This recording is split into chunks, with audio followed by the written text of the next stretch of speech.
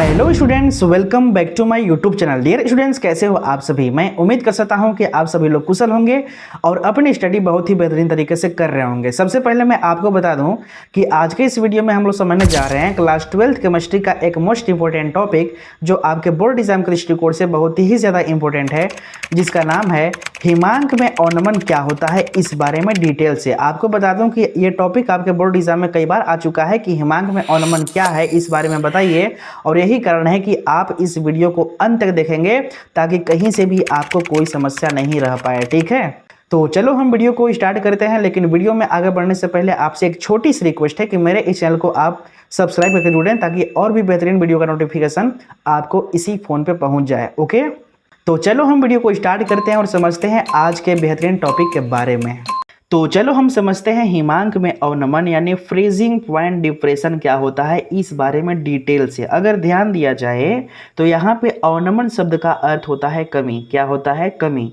तो अगर किसी पदार्थ के हिमांक में कमी आ रहा हो तो उसे हम बोल सकते हैं हिमांक में अवनमन। क्या बोल सकते हैं? हिमांक में अवनमन। तो अगर आपके बोर्ड एग्जाम में आता है कि हिमांक में अवनमन क्या है, तो सबसे पहले आप इसका डेफिनेशन लिखेंगे, फिर आप इसका सूत्र लिखेंगे और फिर सूत्र के अंदर जितनी चीजें प्रयोग किए गए हैं सबका आपको नामकरण भी करने होंगे। ठीक है, तो ध्यान दो, ये एक स्टैंडर्ड डेफिनेशन है जो कि आपको लिखना है आपके बोर्ड एग्जाम में। तो इसे हम समझते हैं बहुत ही बेहतरीन तरीके से। इसमें लिखा गया है कि जब किसी शुद्ध विलायक जैसे जल में कोई अवाष्पशील विलेय पदार्थ जैसे चीनी को घोला जाता है तो उस विलयन का हिमांक शुद्ध विलायक के हिमांक से कम हो जाता है और इसी कमी को हिमांक में अवनमन कहा जाता है। इसका मतलब क्या हुआ? मुझे लगता है कि आपको ये डेफिनेशन समझ में नहीं आया, तो इसे हम समझ लेते हैं। तो मेरे पास एक शुद्ध विलायक होना चाहिए जैसे जल, और इसके अंदर हम घोलेंगे कोई अवाष्पशील विलेय पदार्थ को।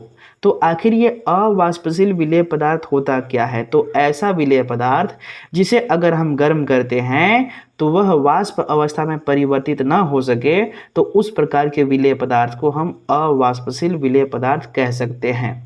जैसे अगर मेरे पास चीनी है, अगर इसे हम गर्म करते हैं तो ये वाष्प अवस्था में परिवर्तित कभी नहीं होती है, और यही कारण है कि इस विलेय पदार्थ को हम अवाष्पशील विलेय पदार्थ कह सकते हैं। ठीक है, तो यहाँ पे ध्यान दीजिएगा कि अगर हम किसी विलयन को बनाना चाहते हैं तो किसी भी विलयन को बनाने के लिए हमें दो चीज़ें चाहिए होता है, पहला विलेय पदार्थ और दूसरा विलायक पदार्थ। तो विलेय का मतलब ये होता है कि जिसकी मात्रा कम हो और जो घुलता है उसको हम बोलते हैं विलेय पदार्थ, और विलायक का मतलब होता है जिसकी मात्रा अधिक हो और जो अपने अंदर विलेय पदार्थ को घुल ले, तो उसी को हम बोलते हैं विलायक पदार्थ। ठीक है, तो जैसे मान लेते हैं कि इस बर्तन में एक शुद्ध विलायक जल है। क्या है? जल है, और इस समय इसका हिमांक कुछ और होगा। ठीक है, लेकिन जैसे ही इस शुद्ध विलायक के अंदर हम अवाष्पशील विलेय पदार्थ जैसे चीनी को घोल देते हैं तो उस कंडीशन में हमें एक विलयन प्राप्त हो जाता है। आपको पता होना चाहिए, हमने अभी कुछ देर पहले आपको बताया था कि जब विलेय पदार्थ और विलायक पदार्थ जब आपस में मिलते हैं तो एक विलयन तैयार होता है। तो यानी कि चीनी को जैसे ही हम जल के अंदर डालेंगे तो आपस में ये घुल जाएंगे, घुलने के बाद में एक विलयन तैयार होगा ना। तो इस विलयन का जो हिमांक रहेगा, यानी जो नया विलयन हमें तैयार हुआ है, उस विलयन का हिमांक हमेशा कम रहेगा। किससे कम रहेगा? तो शुद्ध विलायक के हिमांक से। ठीक है, यानी पहले जो शुद्ध विलायक था इसका हिमांक कुछ और था, लेकिन जैसे ही इसके अंदर हम अवाष्पशील विलेय पदार्थ यानी चीनी को मिलाए तो उस कंडीशन में जो हमें नया विलयन तैयार होकर मिलेगा, इस विलयन के अंदर की खास बात यह है कि इसका हिमांक हमेशा कम हो जाएगा। किसकी तुलना में? तो शुद्ध विलायक जो जल है इसके हिमांक के तुलना में। ठीक है, तो वही चीज यहाँ पे लिखा गया है कि जब किसी शुद्ध विलायक जैसे जल में कोई अवाष्पशील विलेय पदार्थ यानी चीनी को हम घोलते हैं तो उस विलयन का हिमांक, उस विलयन का मतलब यानी जो नया विलयन हमें तैयार होकर मिला है, ये चीज ना, यानी चीनी और जल दोनों को मिलाने के बाद जो नया विलयन हमें तैयार होकर मिला है उसका जो हिमांक है ना, ये शुद्ध विलायक के हिमांक से कम हो जाता है। शुद्ध विलायक का जितना भी हिमांक होना चाहिए उसके हिमांक से इस विलयन का हिमांक कम हो जाता है और इसी कमी को हम बोलते हैं हिमांक में अवनमन। तो अगर आपके बोर्ड एग्जाम में पूछता है तो सीधा आप डेफिनेशन ये लिखेंगे कि जब किसी शुद्ध विलायक जैसे जल में कोई अवाष्पशील विलेय पदार्थ जैसे चीनी को घोला जाता है तो उस विलयन का हिमांक शुद्ध विलायक के हिमांक से कम हो जाता है और इसी कमी को हम हिमांक में अवनमन कहते हैं। ठीक है, तो अगर देखा जाए तो हिमांक में अवनमन को हम डेल्टा टी एफ से दिखाते हैं। यहाँ पे एफ का मतलब होता है फ्रीजिंग पॉइंट। क्या होता है? Freezing point.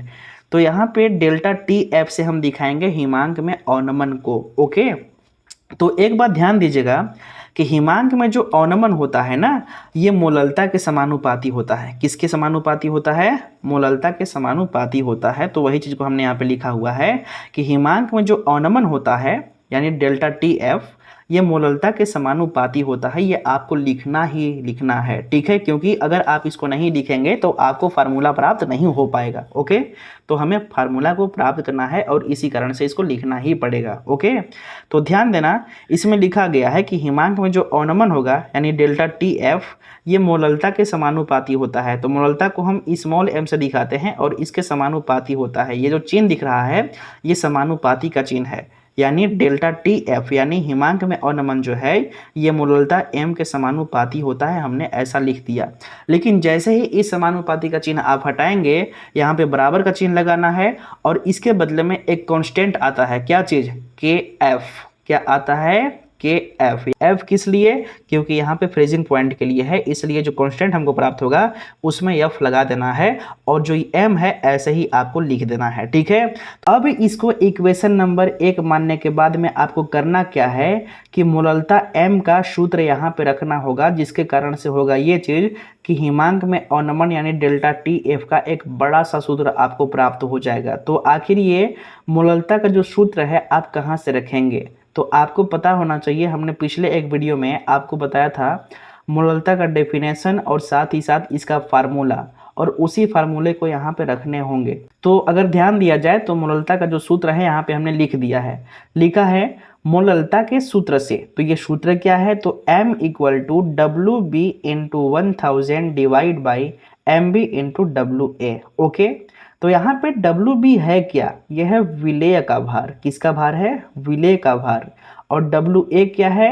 विलायक का भार। अगर यहाँ पे बी रहेगा तो समझिएगा विलेय के लिए हम कह रहे हैं, अगर ए रहेगा तो आप समझिएगा कि विलायक के लिए कह रहे हैं। ठीक है, तो डब्ल्यू बी जो है यह है विलेय का भार और डब्ल्यू ए जो है यह है विलायक का भार और एम बी क्या है? तो विलेय का अणु भार है। क्या है? विलेय का अणु भार। ठीक है, तो अब क्या करना है कि m का मान उठा कर ये वाला यहाँ से यहाँ पे आपको रख देना है। तो आगे हम लिखेंगे कि समीकरण 2 का मान समीकरण 1 में रखने पर। ठीक है, तो ध्यान देना, इसमें हमने लिखा हुआ है कि समीकरण 2 का मान समीकरण 1 में रखने पर। जब रखेंगे तो क्या हो जाएगा? तो ध्यान देना, यहाँ पे हो जाएगा जो यहाँ पे लिखा हुआ है डेल्टा टी एफ। ओके, ये ऐसे ही रहेगा, इक्वल टू जो है यहाँ पे ऐसे ही रहेगा, के एफ जो है ऐसे ही रहेगा। जो एम का हमने यहाँ पे फार्मूला जो दिया है इसी फार्मूले को यहाँ पे आपको रख देने हैं, जिससे आपको बड़ा सा फार्मूला प्राप्त हो जाएगा।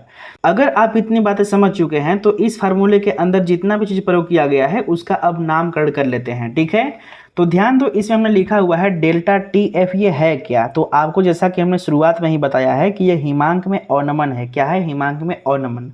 और यहाँ पे जो के एफ है ये है क्या? तो इसको हम बोलते हैं मोलल अवनमन स्थिरांक। क्या बोलते हैं? मोलल अवनमन स्थिरांक। आपको बता दूं कि मोलल अवनमन स्थिरांक का जो डेफिनेशन है आपके बोर्ड एग्जाम में पूछता है और यही कारण है कि आपके बोर्ड एग्जाम के दृष्टिकोण से ये टॉपिक इंपॉर्टेंट है। इसका डेफिनेशन अभी कुछ देर में मैं बता रहा हूँ। ठीक है, और ध्यान दो, यहाँ पे डब्ल्यू ए क्या है? ये वाला, तो ये है विलायक का भार।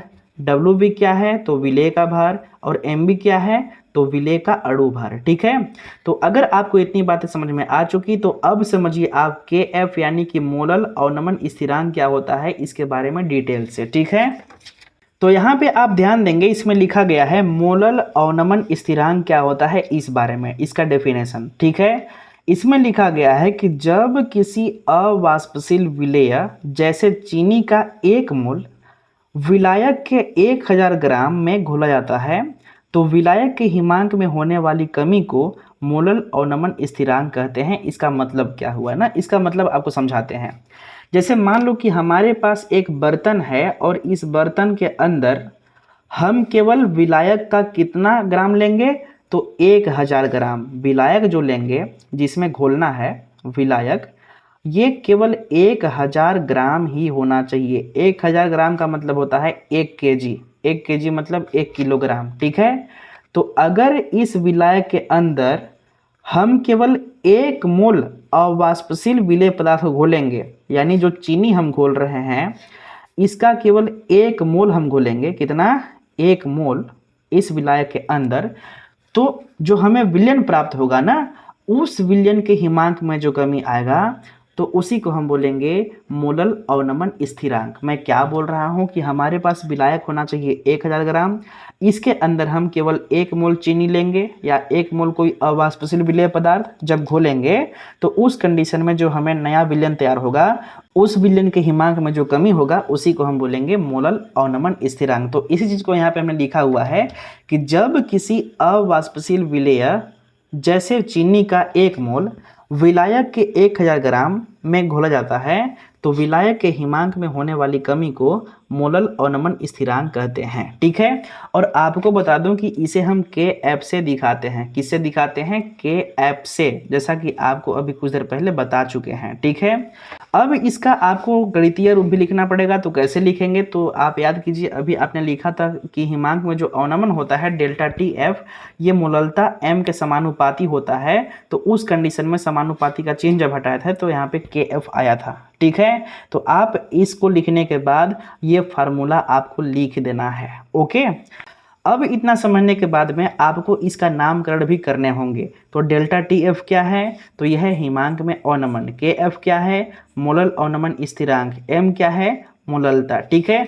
और समझिए इसका मात्रक भी आपको लिखने होंगे। इसका मात्रक होता है degree Celsius kg mole inverse और दूसरा होता है केल्विन kg मोल इनवर्स। तो इस प्रकार से दो इसका मात्रक होता है और आपको लिख देने हैं। तो आज के वीडियो का जो टारगेट था हिमांक में अवनमन, उस टारगेट को हमने पूरा कर दिया है। अगर आपको वीडियो पसंद आई है तो हमारे इस चैनल को आप सब्सक्राइब करके जुड़ें ताकि और भी बेहतरीन वीडियो का नोटिफिकेशन आपको मिलता रहे, ठीक है। तो चलो हम मिलते हैं नेक्स्ट वीडियो में नए टॉपिक के साथ। Thank you so much watching for this video.